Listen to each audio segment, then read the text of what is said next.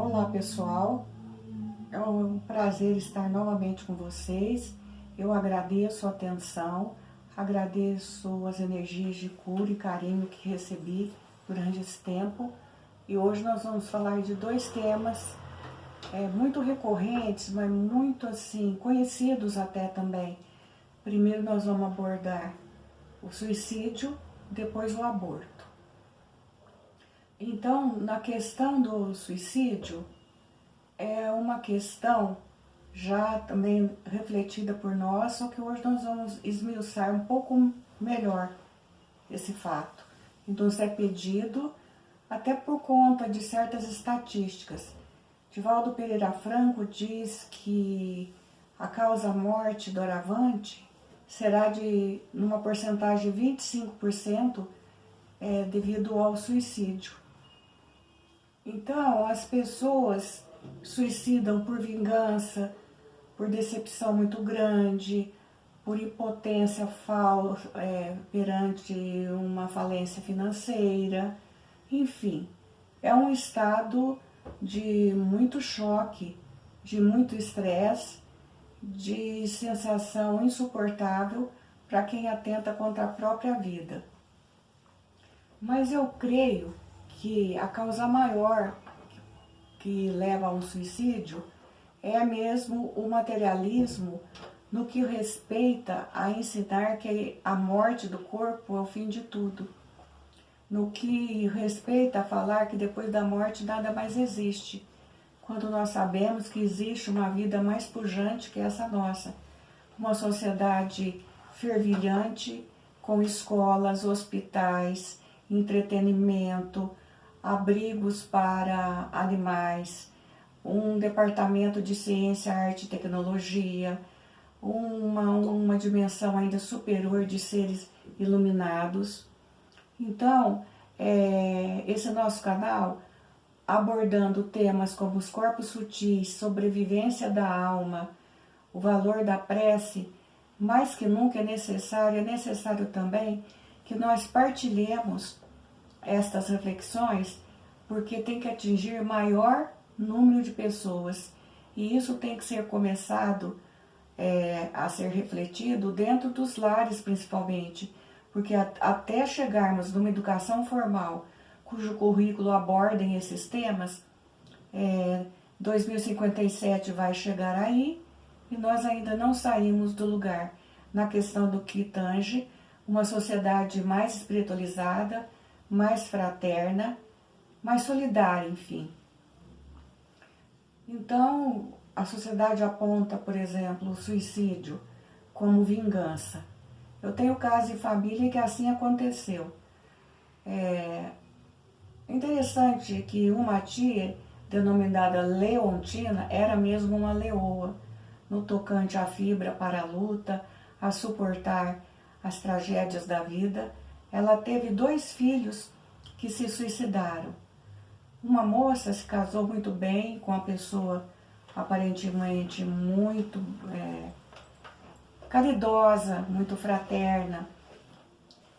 Teve com ele uma menina, mas com o correr do tempo, essa menina já estava com 5, 6 meses, ela começou a perceber que o marido chegava, ele era enfermeiro, cada vez mais tarde na casa dele. E quando ela perguntava o que tinha acontecido, ela se preocupava. Ele dizia não. Um dia ele dizia plantão, no outro dia faltou colegas, eu tive que cobrir. No outro dia, houve desastre e sobrecarregou.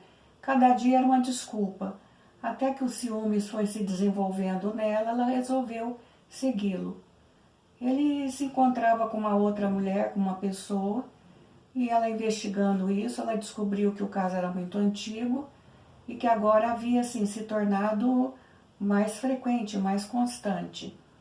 E ela não se conformou com isso, ela não soube administrar essa situação e acabou bebendo soda cáustica, que há 50 anos atrás não se via falar que isso tinha remissão em cura.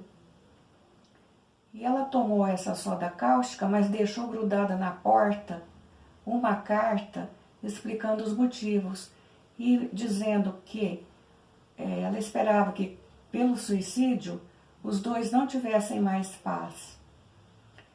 Eu acho que ela acabou ingerindo isso e se arrependendo, porque ela foi até o quarto da bebezinha, beijar a bebezinha e deve ter vomitado, não sabe o que aconteceu.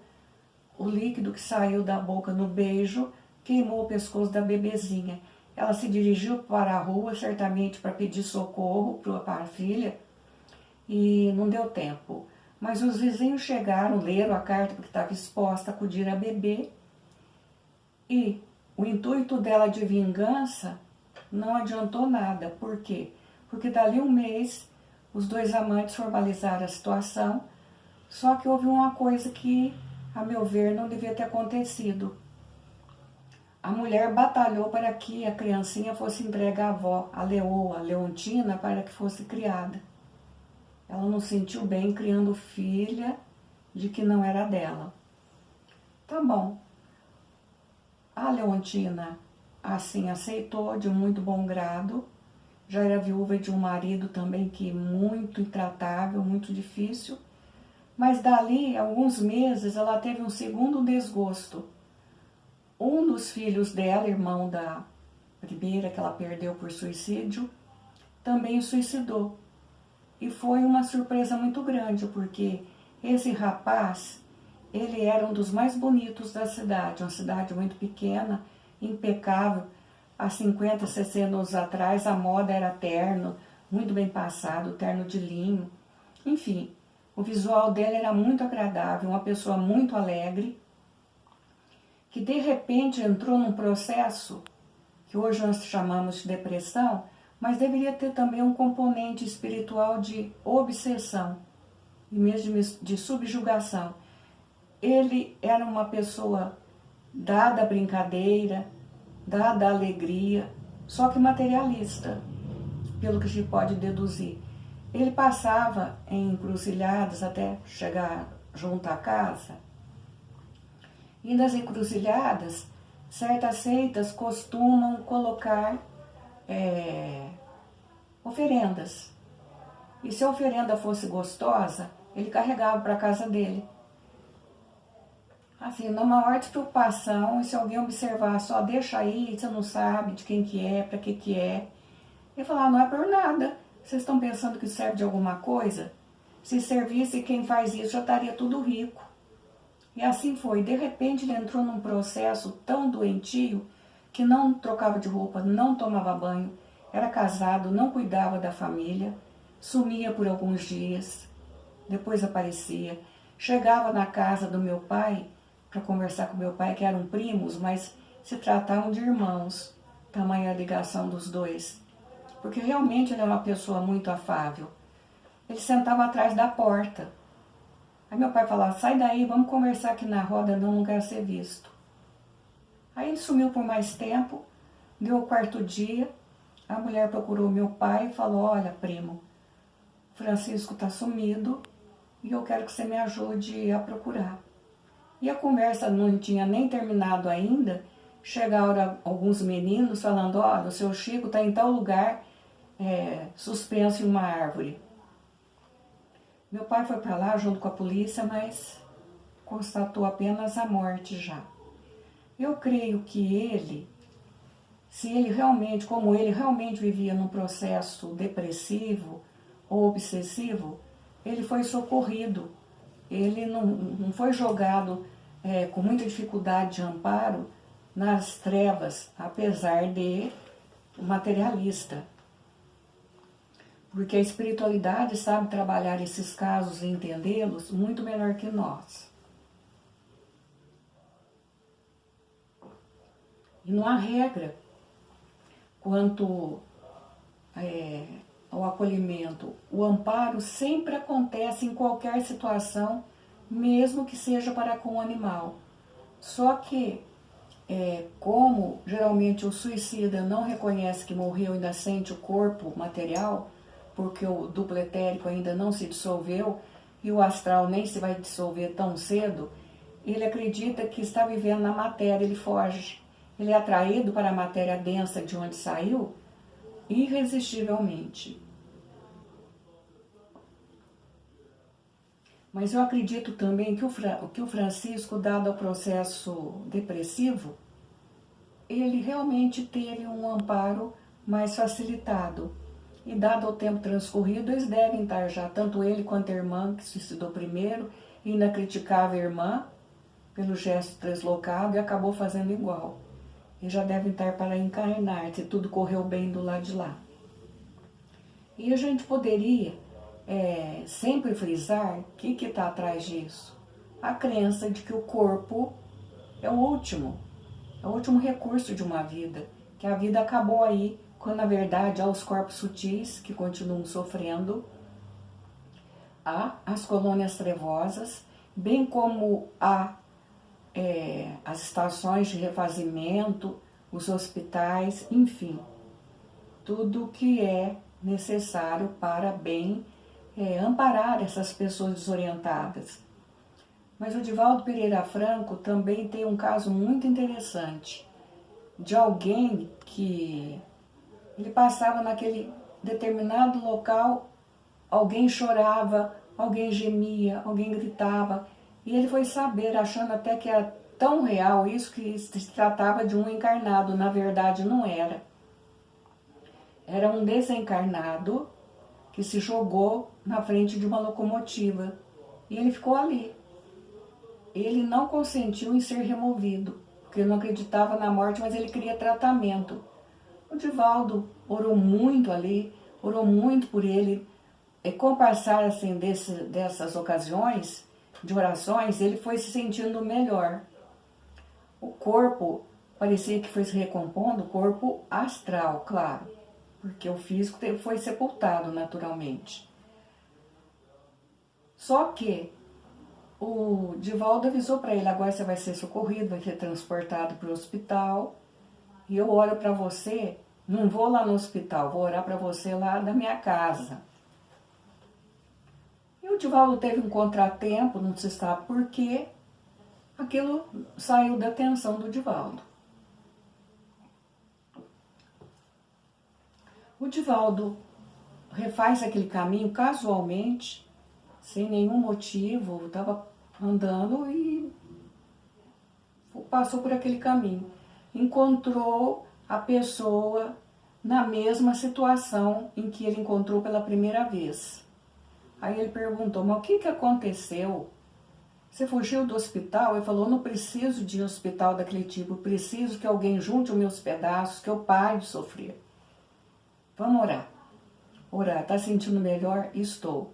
O Divaldo falou: olha, então agora eu vou pedir que a equipe de samaritano, socorrista, venha te levar, e da agora em diante você vai assumir a responsabilidade de participar do próprio tratamento, porque eu não vou vir mais aqui orar por você. Você sabe orar e a sua responsabilidade é grande. Você é responsável direto por estar assim, então você tem que cooperar. E como de fato ele se conscientizou e acabou recobrando mesmo a saúde e reencarnando em condições sofríveis para o corpo. Agora, para encerrar esses exemplos, em que eu deixo marcado que o socorro é constante, mas por uma atração magnética o corpo volta para a matéria, porque ele só acredita que existia aquela matéria. Ele desconhecia a existência dos corpos sutis. Eu cito o exemplo de um suicida muito famoso, cujo aniversário de morte é agora dia 23 de julho. Estou falando de Santos Dumont, o inventor do avião. O Santos Dumont sempre foi uma pessoa muito fechada. E no final da vida dele, na vida porque ele tirou a própria vida, não era o final. Era para viver ainda mais uns tempos. Ele resolveu se enforcar. Por quê? Porque ele entrou no processo depressivo em 1932 por ver o avião que ele havia inventado servindo de arma de guerra na Revolução de 1932, a Revolução Constitucionalista. Ele não suportou isso. Ele se achou responsável, ele se achou frustrado e se enforcou. Tá bom. Aconteceu o que acontece com todos os suicidas: socorro momentâneo, e segue aqueles que são mais refinados, menos materializados, para os campos de refazimento, para tratar os corpos, inclusive para operar o cérebro do corpo astral e os outros corpos, para que se esqueçam do suicídio, porque todo suicida tem um trauma. Quando chega perto da data do primeiro suicídio, ele se desgosta da vida e decide também suicidar. Então opera a região das lembranças, da memória, para que isso tudo seja apagado, para que a próxima reencarnação seja fértil e produtiva. Os tempos se passaram, chegou lá em Pedro Leopoldo ainda, não em Uberaba, um casal muito choroso, que o filho, que eles estavam com tanto carinho, tanto cuidado, morrera. E morreu tetraplégico. E eles eram espíritas, essas pessoas, esse homem e essa mulher, esse pai e essa mãe. O Chico se concentrou, orou com eles e teve a informação que a criança que ficou tetraplégica, assim, bobamente, caiu do bercinho aos 6 meses, viveu mais 17 anos tetraplégico e faleceu. Se tratava de Santos Dumont, que veio apenas para completar o hiato que ele interrompeu de 17 anos. Aí o Chico deu notícia que finalmente ele estava bem, que ele retornaria em condições perfeitas.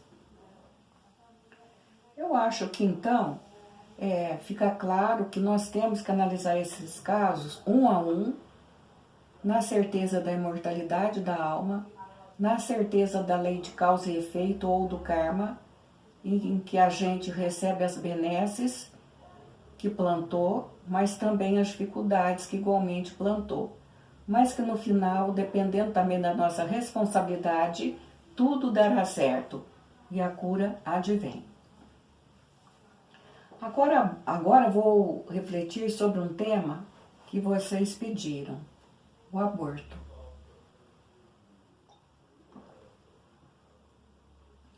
Vou falar que atrás da causa do aborto há também um materialismo muito grande, a crença do nada, a crença de que a vida surge ao acaso. Um dia fulano nasceu, teve um pai ou uma mãe que o gerou, os pais o geraram e ele nasceu. Na verdade, ele nasceu quando ele saiu da mônada, que é a centelha de luz. Vocês já ouviram dizer o seguinte: crescei e multiplicai. Acredito que esse crescer e multiplicai foi a ordem dada a cada mônada que se multiplicasse. Então a mônada se subdivide ou subdividiu, as que já estão criadas, em 12 almas, que para habitar já numa matéria mais pesada que a dimensão espiritual divina, cria 12 espíritos, que por sua vez precisa já, esses 12 espíritos, viverem em dimensão um pouco mais material que as primeiras, cria 12 corpos, os corpos etérico, astral, causal, mental ou concreto, mental superior, causal, espiritual. E cada um dessas partes tem que evoluir e em conjunto. Então, quando um deles suicida ou quando um deles é abortado, desorganiza toda essa divisão que eu disse. Não é esse o planejamento. Quem cuida de formatar esses corpos, essas formas, são os devas que se enfurecem. Isso é milenar. Essa evolução de mônada para corpos sutis, para corpo físico, é milenar. É milimetricamente cuidado em fisiologia, em genética, em geofísica, tudo é controlado para que os corpos se formem e evoluam, porque da evolução de um depende todas as outras evoluções de cada pedaço da mônada. Assim, o mal, a interrupção de uma vida, quer esteja dentro do útero materno, quer já no caso que nós falamos dos suicidas, ela é brutal, ela é um desrespeito total ao que foi planejado pelas ordens divinas.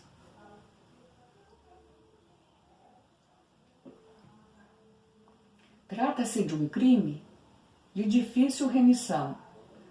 E não se enganem com algum slogans materialista que diz meu corpo, minhas regras. O embrião, o ovo ou o feto não é o corpo da mãe, não é o corpo do pai. É um corpo que pertence à mônada divina, que ninguém tem o direito de destroçar, porque a interrupção de uma gravidez, voluntariamente, ela é um destroçar de alguma coisa minúscula, viva.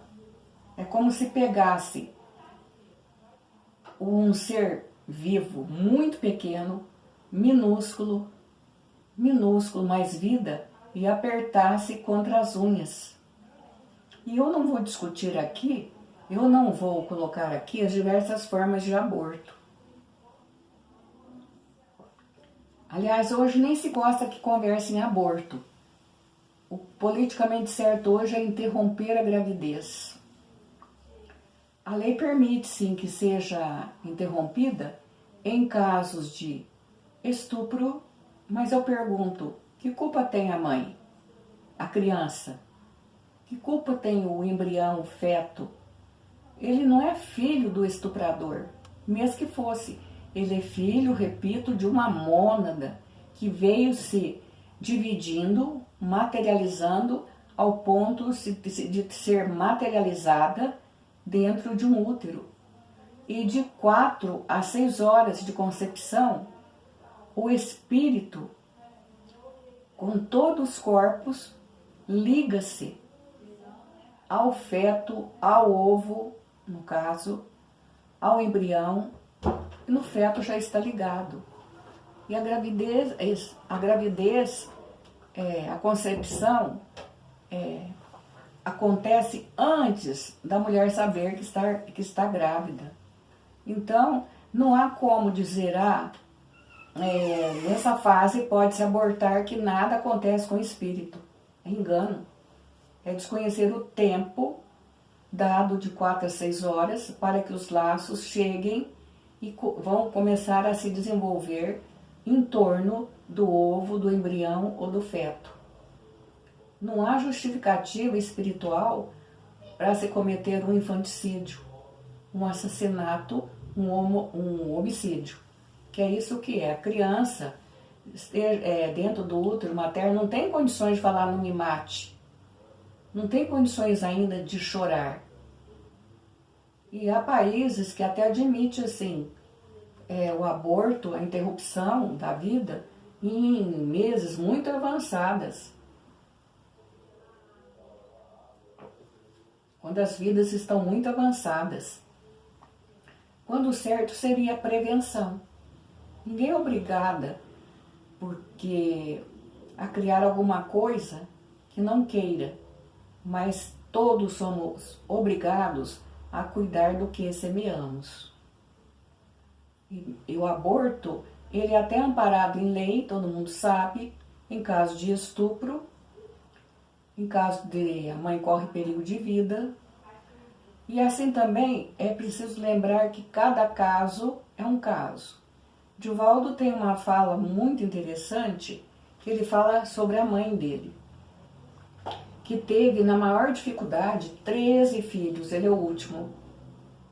Então o médico disse para ela, senhora, a senhora precisa abortar essa criança. Seu útero não aguenta mais uma gravidez. A senhora está debilitada, a senhora se alimenta mal. teve muitos filhos, isso desgasta as paredes uterinas. A senhora vai morrer nesse parto. O que ela respondeu? Prefiro morrer do que matar meu filho. Era o Divaldo. E se ela tivesse abortado? Porque ela corria risco de vida. Hoje o mundo não teria essa luz que anda por aí salvando pessoas, contribuindo com a causa divina. Agora, o aborto voluntário, ele tem sérias consequências. Por exemplo, depois que se arranca o feto e o joga o embrião na lata do lixo, os corpos sutis continuam ligados nas paredes do corpo da mãe, em vibrações sempre negativas, de medo, de dor mesmo, sem ter dor física, de ódio, de revolta. Porque para reencarnar, nós já comentei agora há pouco, precisamos de muito tempo, às vezes milênios, certamente séculos, de preparo de novos corpos, menos espiritual que esse, é imortal, claro, preparo do corpo físico, das condições em que você vai viver, de tudo é minuciosamente controlado. Então, vamos dizer, os corpos perispirituais não se desgrudam do ventre materno. Ficam ali, em vibração negativa, que compromete a saúde da mulher que o abortou. Então, nessa própria vida, pode ser que ela fique esterilizada, pode ser que nessa própria vida ela sofra de câncer, porque ela feriu graves leis da natureza, que é o direito à reencarnação. E a reencarnação, além dela ser muito bem planejada, ela é muito bem selecionada. Reencarna onde é preciso, quando se é preciso, e é aquela vaga. É a escola. Cada reencarnação é um curso, é uma escola. Então essa pessoa é impedida de evolução. Ela vai ficar talvez até quase mesmo 100 anos esperando para vir. Aí vocês vão falar, mas ela não teve culpa nenhuma. Mas não é uma questão de culpa, é questão de processo. Somente o suicida tem condição de reencarnar mais rápido. Por quê? Porque o corpo dele já está, os corpos sutis, mais embrutecidos. Ele já viveu algum tempo na matéria bruta. Tudo bem. Aí vocês vão perguntar, e o aborto espontâneo?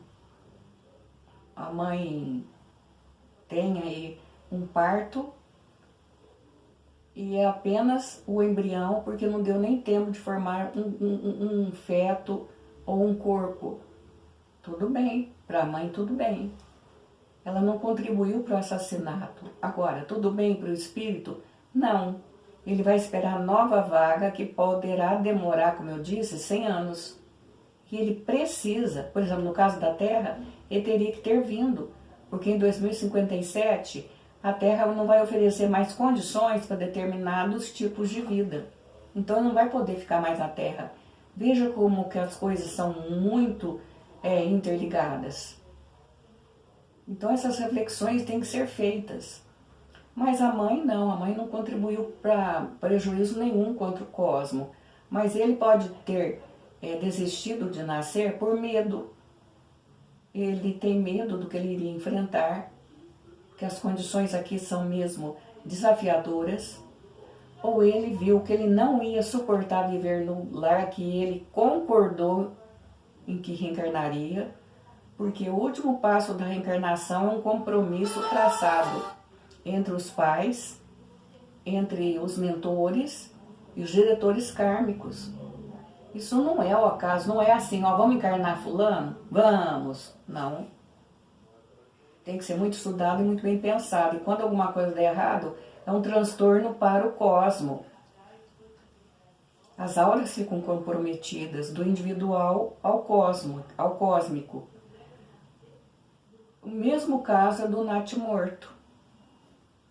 O espírito viu que não ia dar certo, desistiu. E aí, sem espírito, não há vida. Mas há um caso interessante também, e com isso eu encerro aqui as nossas reflexões, pelo seguinte, consiste no seguinte fato.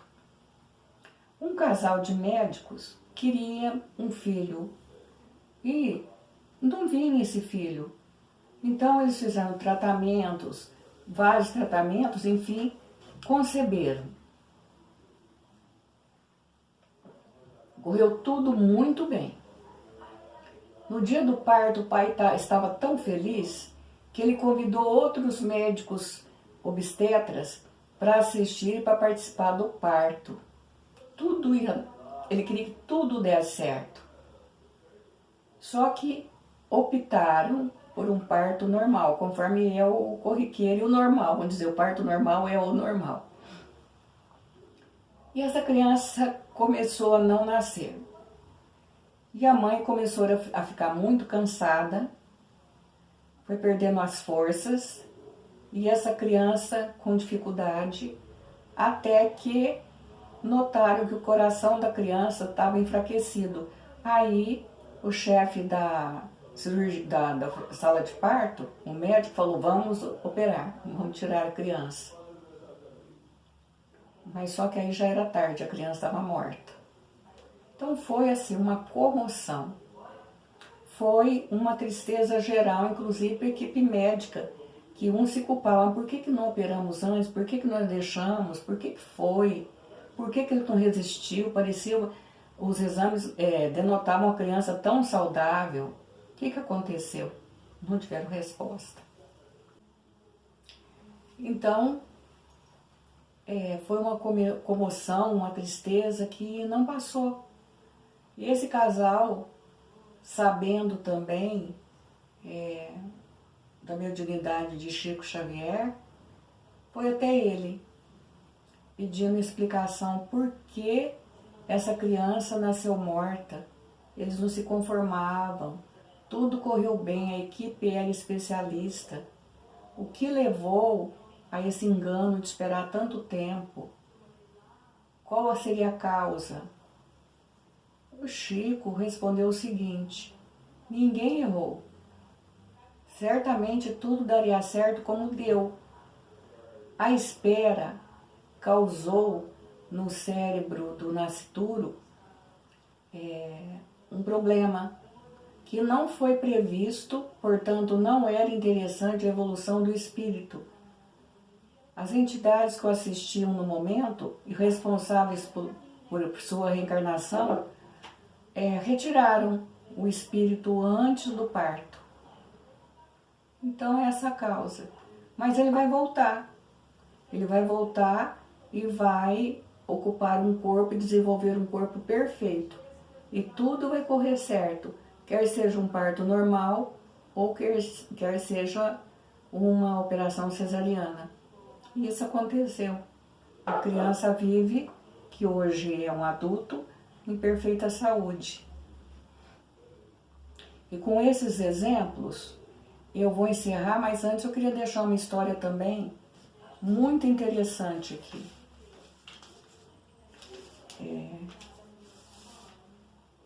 Sobre ainda a lei do karma e o suicídio. O que acontece? Um casal procurou o Chico Xavier porque o filho, eu acho que eu até já contei isso numa live, nasceu perfeito, com o tempo desenvolveu uma doença muito séria, desconhecida, teve que amputar as 2 pernas. Essa doença não parou aí, avançou, atacou os braços e estavam para amputar os 2 braços. E ela era criança, tinha uns 9 anos. Aí perguntaram para o Chico se haveria algum recurso, o que o Chico explicava, o que ele recomendava. Eles estavam em ponto de enlouquecer. Mas o Chico ficou tão penalizado que falou: eu não vou responder não, vou perguntar para Emmanuel. Emmanuel disse para o Chico: Chico, confirma o diagnóstico do médico. Falou: mas não pode, Emmanuel.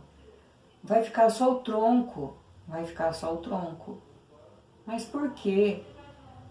A causa é o seguinte: é a 7ª vez que ele suicida. E ele é tratado, ele é operado, ele espera um tempo mais longo que os outros, mas ele não resiste ao trauma do suicídio. Na última reencarnação, a espiritualidade já amputou-lhes a perna por meio de que ele foi acometido de uma doença séria. O que ele fez? Ele caminhou até um rio e mergulhou nas águas. Caminhou com os cotovelos, Chico. Então ele não pode nem ter antebraço. Você vai confirmar isso. Aí ele voltou e falou para os pais: olha, não há jeito. O irmão está sugerindo que o melhor para ele nessa vida, porque é um ex-suicida, vai ser a 8ª vez, se deixar, é mesmo amputação. Ele vai ficar dependente pro resto da vida e jamais alguém vai poder deixá-lo sozinho, mas ele também não vai se matar mais, porque ele vai perder a forma e se transformar num ovoide. Dada a desorganização que ele está tratando os corpos sutis. O Chico e os espíritas chamam os corpos sutis de perispírito. Então, foi o que eu tinha previsto para essa tarde, em termos de refletir sobre o suicídio, refletir sobre aborto ou assassinato infantil, que é uma agressão às leis cósmicas, porque essa vida física, esse corpo material que é morto quando interrompe uma gravidez, esse corpo material que é morto quando se suicida, deixa todos os outros corpos vivos. E dependendo de como se viveu, com dores, presos ao túmulo. E no caso das criancinhas, elas são arrebatadas, levadas para hospitais específicos de abortados. E sofrem demais. Então vamos divulgar essas questões da espiritualidade, da imortalidade da alma. Muito obrigada. Vocês fiquem em paz. Andai como filhos da luz, porque aquele que anda imprime sinais por onde passa. Gratidão.